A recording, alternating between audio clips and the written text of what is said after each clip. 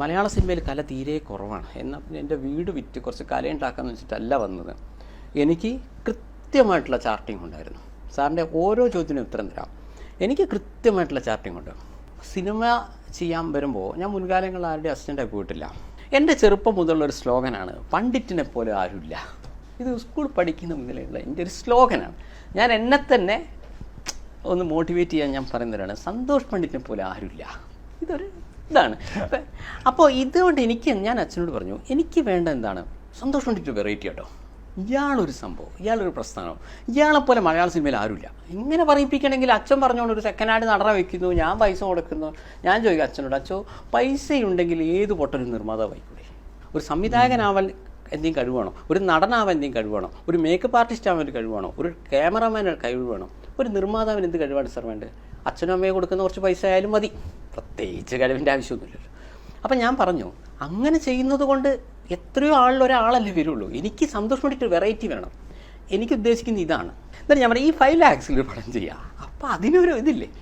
പറഞ്ഞു, നിന്നെക്കാട്ട് കഴിവുള്ള അമ്മമാർക്ക് പറ്റിയിട്ടില്ലടാ, പറ്റും തോന്നില്ല എന്ന് പറഞ്ഞു. അപ്പോൾ എനിക്ക് അവിടെ ഇത് കിട്ടിയില്ല. അച്ഛനെ ആ ഒരു രീതിയിൽ കോൺഫിഡൻസ് ഇല്ല. പിന്നെ പൈസ അല്ല ഇവിടുത്തെ വിഷയം. ഒരു നടനോ അല്ലെങ്കിൽ ഒരു ഗായകനോ മാത്രമേ ജനങ്ങൾ കൂടുതൽ ഐഡൻറ്റിഫൈ ചെയ്യുള്ളൂ.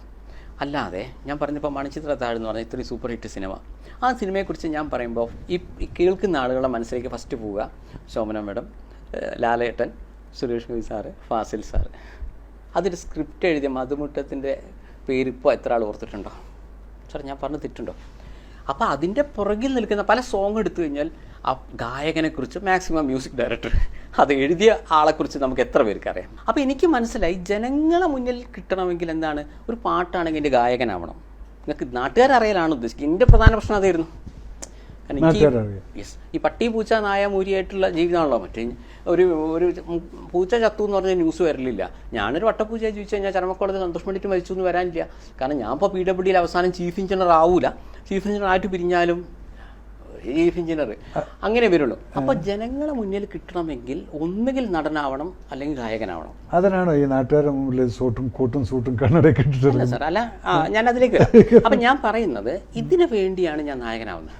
അപ്പോൾ എൻ്റെ ഇനി അതായത് സിനിമ ചെയ്യാൻ പോകുന്ന ഒരു മനുഷ്യൻ സിനിമയല്ല പഠിച്ചത്. സിനിമ ചെയ്യാൻ പോകുന്നവൻ കലയെക്കുറിച്ച് ആലോചിച്ച് ഞാൻ തലമുണ്ടാക്കല്ല ചെയ്ത്. ഞാൻ ആലോചിച്ചത് ജനങ്ങളിലേക്ക് എങ്ങനെ ഒരു കാര്യം എത്താം.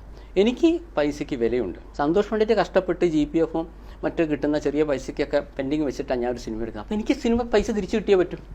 സാറെ ചോദ്യത്തിന് ഉത്തരമാണത്. എനിക്ക് പൈസ തിരിച്ചിട്ടു അറ്റ് എനി കോസ്റ്റ്. അതേസമയം ഞാൻ ആരെയും വേദനിപ്പിക്കുന്നില്ല. ഞാനിപ്പോൾ 10 സിനിമ ചെയ്യുമ്പോൾ അതിൽ ഒരു സീനിൽ പോലും ഞാൻ ആരെയും വേദനിപ്പിക്കുന്നില്ല.